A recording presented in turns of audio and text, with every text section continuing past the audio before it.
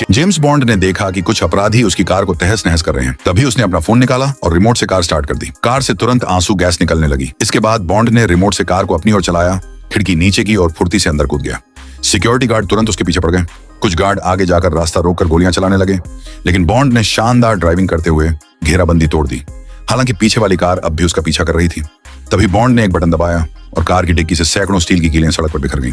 इसी बीच और भी सिक्योरिटी गार्ड पीछा करने लगे। बॉन्ड ने तुरंत कार के मिसाइल लॉन्चर चालू कर दी। वह तेजी से एग्जिट की तरफ बढ़ा, लेकिन गार्ड ने बटन दबाकर गैरेज का दरवाजा बंद कर दिया। बॉन्ड ने रॉकेट दागकर दरवाजा उड़ाने की कोशिश की, लेकिन वह बुलेट प्रूफ था। बॉन्ड तुरंत कार मोड़कर दूसरी तरफ भागा। इस दौरान उसकी कार भी सड़क पर बिखरी कीलों पर चढ़ गई, लेकिन कार के ऑटोमेटिक टायर रिपेयर और एयर इन्फ्लेशन सिस्टम ने कुछ ही सेकंड में टायर ठीक कर दी। अचानक एक गार्ड ने बॉन्ड पर रॉकेट लॉन्चर से हमला किया, लेकिन रॉकेट टूटी हुई खिड़की से निकलकर उसी गार्ड की कार से जा टकराया। बॉन्ड दूसरे एग्जिट की तरफ भागा। ये देखकर गार्डों ने रास्ते में मोटी स्टील की केबल बांध दी ताकि उसकी कार रुक जाए। तभी बॉन्ड ने एक बटन दबाया। कार का आगे लगा लोगो ऊपर उठा और उसके अंदर छिपी चेनसॉ बाहर आ गई। चेनसॉ ने पल भर में स्टील की केबल काट दी। चारों ओर से गोलियों की बारिश हो रही थी। तभी बॉन्ड चुपचाप कार से बाहर निकल गया और रिमोट से कार को कंट्रोल करने लगा। रिमोट कंट्रोल से उसने कार को छत पर चढ़ा दिया। गार्डों को लगा कि बॉन्ड अब भी कार के अंदर है, इसलिए वे उसका पीछा करते रहे। फिर बॉन्ड ने कार को पत्थर की दीवार तोड़कर सामने वाली सड़क की एक दुकान में घुसा दिया। सभी गार्ड उसी कार के पीछे भाग गए और बॉन्ड उन्हें चकमा देने में सफल हो गया।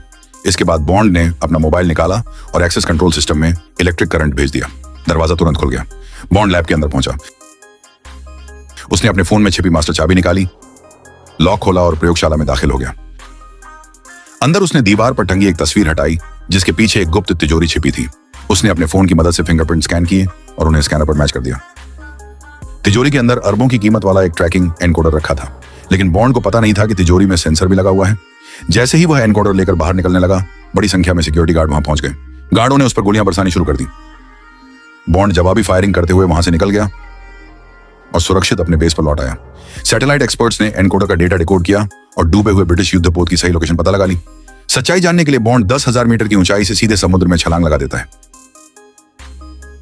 कुछ ही देर में उसे डूबा हुआ युद्धपोत मिल जाता है। वह जहाज के अंदर पहुंचता है और हथियारों का गोदाम देखता है, जहां उसे पता चलता है कि एक मिसाइल गायब है।